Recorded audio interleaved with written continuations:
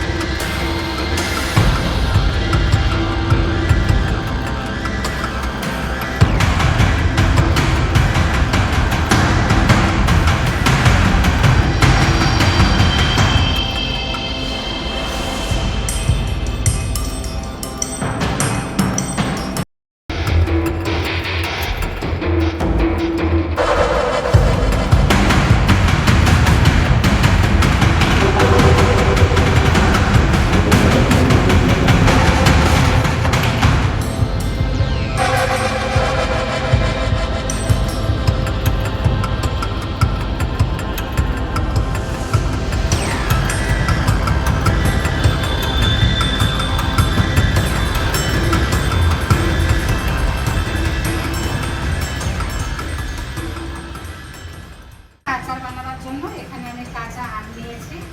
সেই আমটাকে আমি অর্ধেকটা আম ভালো করে ধুয়েছি, ধুয়ে মুছে কেটেছি, এতে পানি দেওয়া চলবে না। আর সবাই তো চিনি দিয়ে বানায় বন্ধুরা, আমি মিষ্টির রস দিয়ে বানাবো। এখানে আছে 5 ফোড়ন আর কাঁচা লঙ্কা, পাকা লঙ্কা, শুকনো লঙ্কার গুঁড়ো, এখানে আছে লবণ। আর এটা আমি মশলা তৈরি করেছি শুকনো লঙ্কা, জিরে, ধনে, মৌরি দিয়ে আমি মশলাটাকে আগে মিক্সিতে গুঁড়ো করে নিয়েছি। আপনারা চাইলে শিলপাটাতেও বাটতে পারেন। আমি কড়াইটা বসিয়ে দিয়েছি। আমি বিনা তেলে আমি আচারটা বানাবো। এখন আমি আম ঢেলে দিচ্ছি,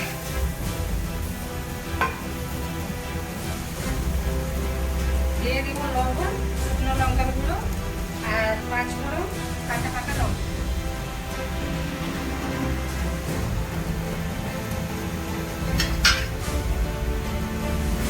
আর এখানে দিব হলুদ গুঁড়ো।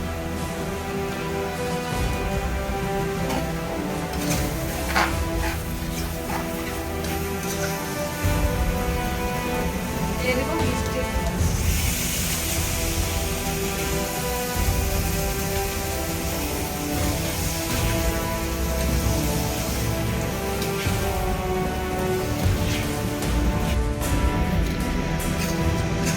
বন্ধুরা আমার আচার বলেন, চাটনি বলেন হয়ে গেছে। আমি যে মশলাটা বানিয়ে রেখেছিলাম, ওটা জিরা গুঁড়ো, ধনে, লঙ্কা, মরিচ, পাঁচফোড়ন, সেটা গুঁড়ো করে নিয়েছি। সেই গুঁড়োটা এবার আমি করে ছড়িয়েছি।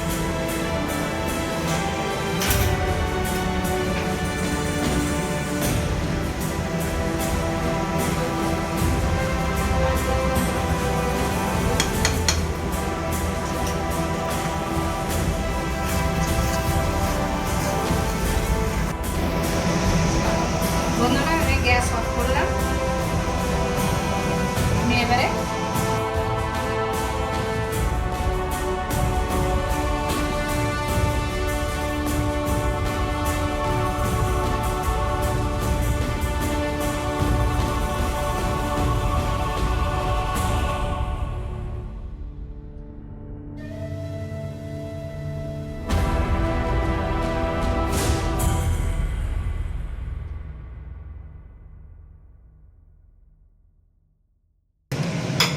বন্ধুরা আমার আমের আচার বলেন, চাটনি বলেন হয়ে গেছে।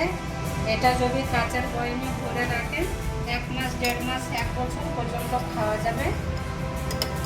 তো এইভাবে আপনারা বানিয়ে খেয়ে আমাকে জানাবেন, কমেন্টের মাধ্যমে জানাবেন কেমন হয়েছে।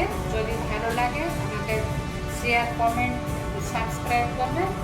আর ফেসবুক থেকে দেখলে ফলো করবেন, আর ইউটিউব থেকে দেখলে সাবস্ক্রাইব করবেন। আমাদের পাশে থাকবেন। ধন্যবাদ।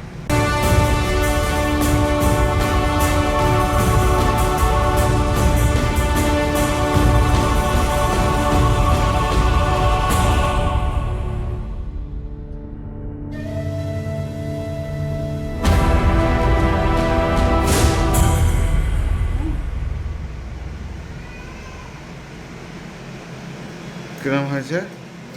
খুব সুন্দর হয়েছে।